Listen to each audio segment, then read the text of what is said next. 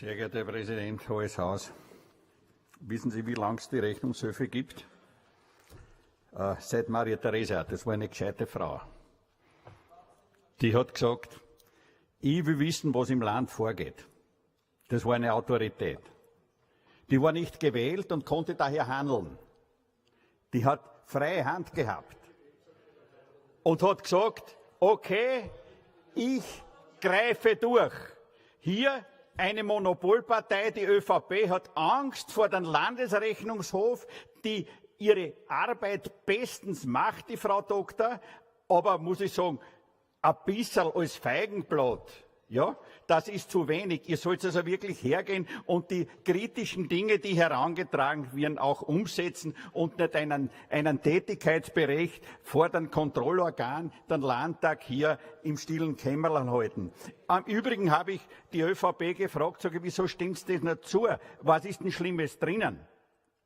Es steht in Wahrheit nichts Schlimmes drinnen als die Entwicklung des Landesrechnungshofes mit 2, 3 Anmerkungen, dass in Niederösterreich der Landesrechnungshof die geringsten Kompetenzen von allen Bundesländern hat. 96% der Gemeinden sind ungeprüft, weil der Landesrechnungshof nicht zuständig ist. Genauso ist bei den Landesbeteiligungen. Das war das Kritische, was wir schon diskutiert haben. Ich glaube, das soll man dann hier nicht vorenthalten.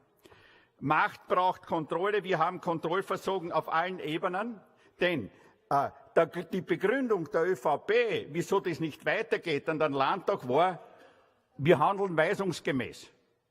Aber es gibt ja keinen Clubzwang. Offiziell. Natürlich gibt es einen Clubzwang. Mit dem Clubzwang sind also die Kontrollorgane außer Kraft gesetzt. Das trifft nicht nur Landesrechnungshof, sondern auch Verfassungsgerichtshof, Verwaltungsgerichtshof und Rechnungshof und die Ausschüsse zu. Weil natürlich die Ausschüsse durch den Clubzwang immer die Mehrheit bestimmt, die Kontrollausschüsse, wie das Ganze läuft. So ist es eben. Und in Niederösterreich haben wir eine Besonderheit. Auch bei der internen Kontrolle funktioniert nicht. Wir haben eine rote und eine schwarze Gemeindeaufsicht. Ich habe Ihnen schon mal erzählt zu Ihren Missfallen, dass im Burgenland die Roten und die Schwarzen sich zusammengesetzt haben und gesagt haben, jetzt machen wir wirklich ordentlich eine Gemeindeaufsicht, die Rot und Schwarz gleich kontrolliert, aber ordentlich kontrolliert und führt. Schauen Sie sich die Entwicklung an, der burgenländischen Gemeinden. Die schwimmen in Geld, obwohl sie finanzschwach sind. In Niederösterreich haben wir 7 Milliarden Schulden. Um 3 Milliarden im Vergleich in den letzten 15 Jahren mehr als im Burgenland. Best Practice ist also gefragt. Und dazu brauchen wir die Kontrollorgane. Und Transparenz. Transparenz ist für viele ein Schlagwort. Transparenz, lassen wir ein bisschen Transparenz zu. Wir profitieren alle davon.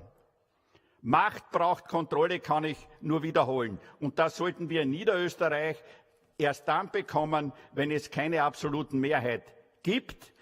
In diesem Zusammenhang sage ich Danke für die SPÖ, die es gewagt hat, dieses Thema zu aktualisieren. Dankeschön.